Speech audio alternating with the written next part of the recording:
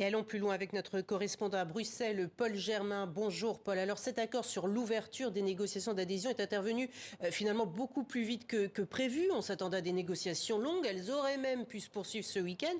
Qu'est-ce qui s'est passé ?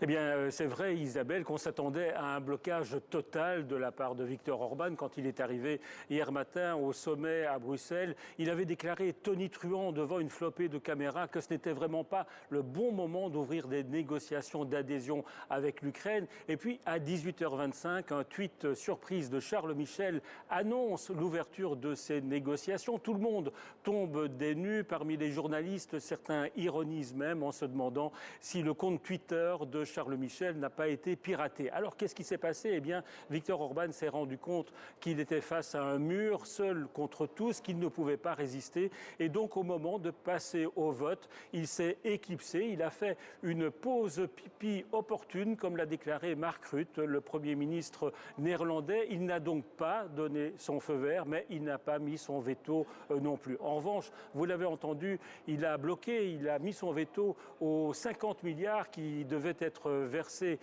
à l'Ukraine, mais il a déclaré ce matin qu'il était prêt à reconsidérer les choses si la Hongrie obtenait la totalité des subsides qui ont été gelés par la Commission européenne, gelés parce que la Hongrie ne respecte pas l'état de droit. La Commission européenne avait déjà débloqué 10 milliards il y a 2 jours, reste 20 milliards. La politique ressemble parfois à un grand marchandage. Merci beaucoup Paul Germain.